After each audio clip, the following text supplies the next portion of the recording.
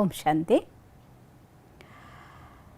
നമ്മുടെ മനസ്സിൻ്റെ ശക്തി അഥവാ ബോധതലത്തിൻ്റെ ശക്തി അത് നമ്മുടെ കർമ്മങ്ങളിലേക്ക് കൊണ്ടുവരാൻ സാധിച്ചാൽ ഒരു കർമ്മം നമ്മൾ ഇപ്പോൾ ചെയ്യാനെടുക്കുന്നതിൻ്റെ കുറഞ്ഞ എഫേർട്ടിൽ കുറഞ്ഞ സമയത്തിൽ ഒരുപാട് കാര്യം കൂടുതൽ നമുക്ക് ചെയ്തു തീർക്കാൻ സാധിക്കും.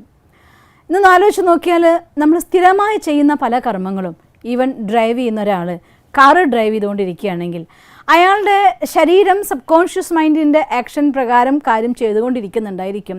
മനസ്സ് മറ്റെവിടേക്കോ ഏതൊക്കെയോ തലങ്ങളിൽ അലഞ്ഞുകൊണ്ടിരിക്കുകയായിരിക്കും. രാവിലെ ബ്രഷ് ചെയ്യായിരിക്കും നമ്മൾ.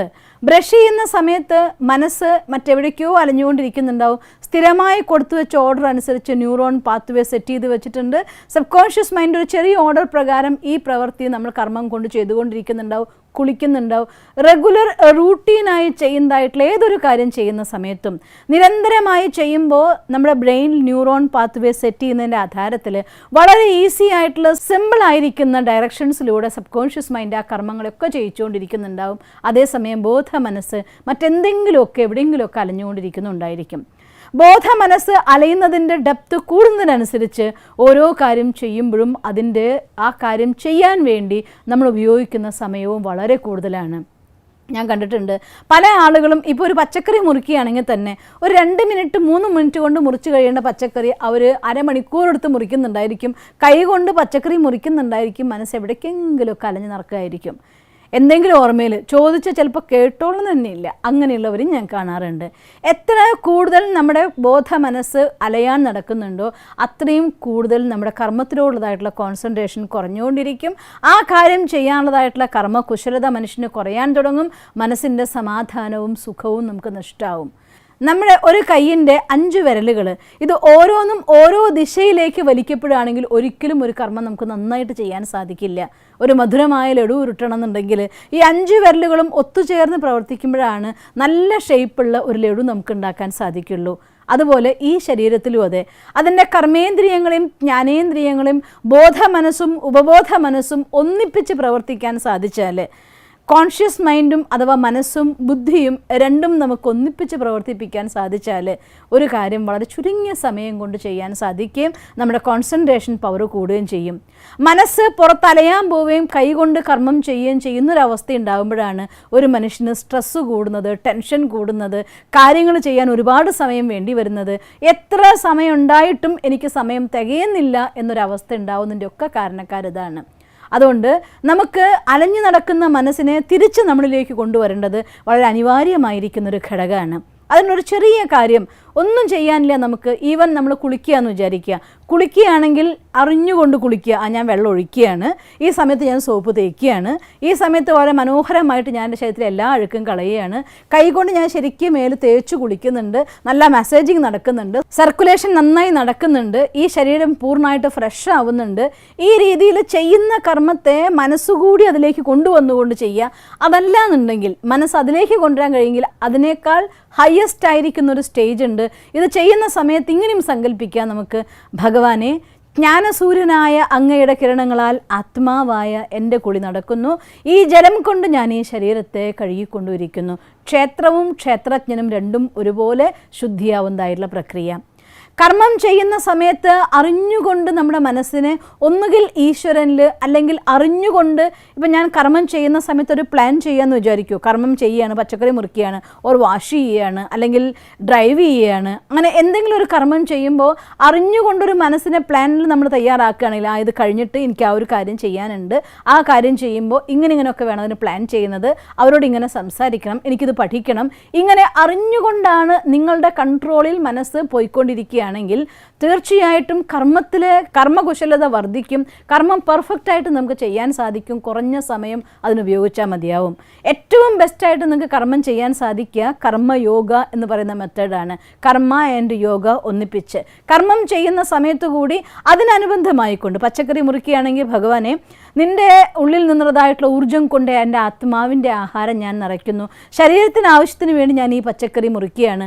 അങ്ങനെ ഒരു തോട്ട് ക്രിയേറ്റ് ചെയ്തിട്ടാണ് നിങ്ങൾ ഉണ്ടാക്കുന്നതെങ്കിൽ ഡബിൾ ഗെയിനാണ്. നമുക്ക് 2 നേട്ടങ്ങൾ ഒന്നിച്ചാണ്. മനസ്സിനും ശക്തി നിറയും, ശരീരത്തിനും ശക്തി നിറയും. ഇങ്ങനെ വേണമെങ്കിലും നമുക്ക് കർമ്മം ചെയ്താലും നമ്മുടെ മനസ്സിനെ അലയുന്നതിൽ നിന്ന് തിരിച്ചു പിടിച്ചു കൊണ്ടുവരാനാവും. നിങ്ങൾക്ക് അത്തരത്തിൽ ഈശ്വരനിലേക്ക് മനസ്സർപ്പിക്കാൻ സാധിക്കുന്നില്ല എങ്കിൽ ഒട്ടും വിഷമിക്കാനില്ല. ചെയ്യുന്ന കർമ്മത്തിലേക്കെങ്കിലും നമ്മുടെ മനസ്സിനെ കൊണ്ടുവരണം.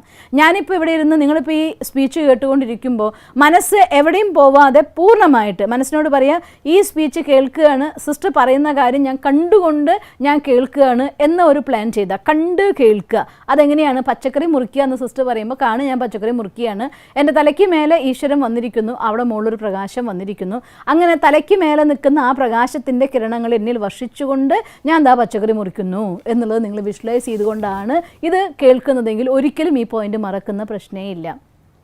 പലപ്പോഴും പല കാര്യങ്ങളും കേട്ട് മറന്നു പോകുന്നതിൻ്റെ രഹസ്യം എന്തുകൊണ്ടാണ്? അത് കേൾക്കുന്ന സമയത്ത് ഈ കർണങ്ങളിലൂടെ ശബ്ദം വരുന്നുണ്ട്, അതിവിടെ എത്തുന്നുണ്ട്, അത് 50%. ബാക്കി 50% മറ്റേതെങ്കിലും കാര്യങ്ങളെ അതിനുമായിട്ട് ഓർമ്മിപ്പിച്ച് അതിനെ ലിങ്ക് ചെയ്ത് അസോസിയേറ്റ് ചെയ്ത് എവിടേക്കെങ്കിലും പോയിട്ടുണ്ടാവും. അപ്പോഴാണ് പ്രോപ്പറായിട്ടുള്ള രീതിയിൽ കേൾവി നമുക്ക് സംഭവ്യമല്ലാതാകുന്നത്.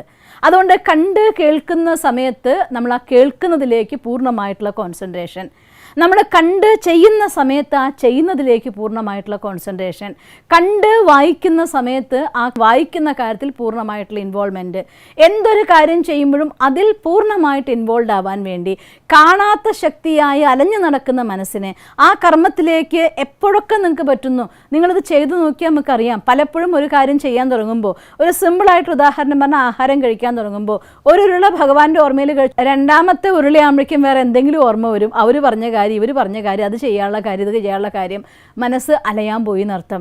ഓരോ ഉരുള കഴിക്കുന്ന സമയത്തും അത് ആസ്വദിച്ചു, ഹായ് ഭഗവാൻ തന്നതായിരിക്കുന്ന ഈ അന്നം, ഇതെത്ര ശക്തിയാണ്, എത്ര ഊർജ്ജമാണ്, ഞാൻ ഈശ്വരൻ്റെ ഓർമ്മയിൽ എൻ്റെ വായിലേക്ക് ഇടുകയാണ്. ഇങ്ങനെ കഴിക്കുകയാണെങ്കിൽ ആ കഴിക്കുന്ന കുറച്ച് അന്നം തന്നെ ഒരുപാട് ശക്തി നമ്മുടെ ശരീരത്തിന് തരുന്നതാണ്.